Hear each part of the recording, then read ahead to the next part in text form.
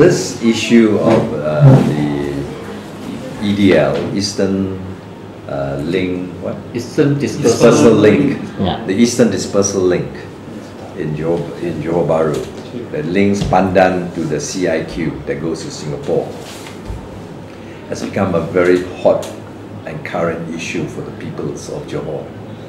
So we have this coalition of 13 organizations now that are now spearheading this Anti EDL campaign. Reject EDL, Reject EDL campaign. The reason why we are doing this is because of the proposed toll of 620 just to cover 8 kilometers of road to the CIQ that was given to a subsidiary company of MRCB. We know, a well-known crony of Ahmed and of this government. They are charging 620 for 8 kilometers. Duke Highway is charging just 11 cents per kilometer, mostly elevated highway in Kuala Lumpur.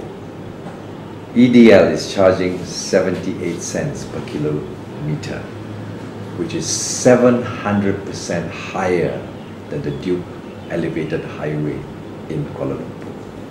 We considered this as daylight robbery and a rip-off of the peoples of Johor especially, and any citizens of this country, including Singaporeans who will use the CIQ.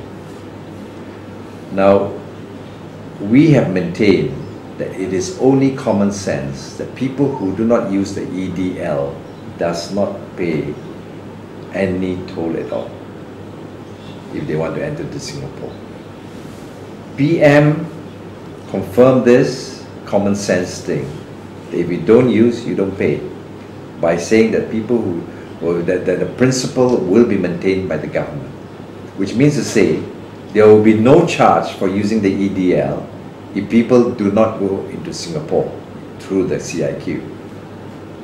That means to say there will be no charge from people also from Johor Bahru entering the CIQ because they never use the EDL. This is common sense. If I don't go on board a mass airline plane, I don't have to pay the fare of mass airline. The same thing must apply as a matter of common sense to the EDL.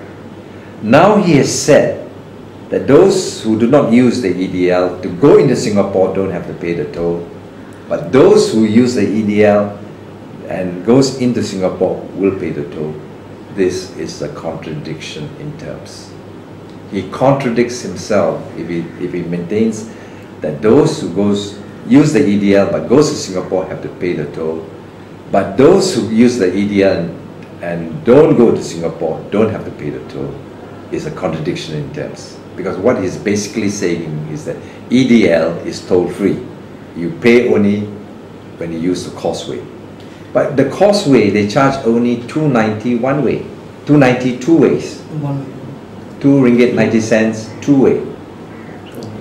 No. When you come back, it's 290. Therefore, you must maintain that kind of toll rate, 290 when you come back from Singapore.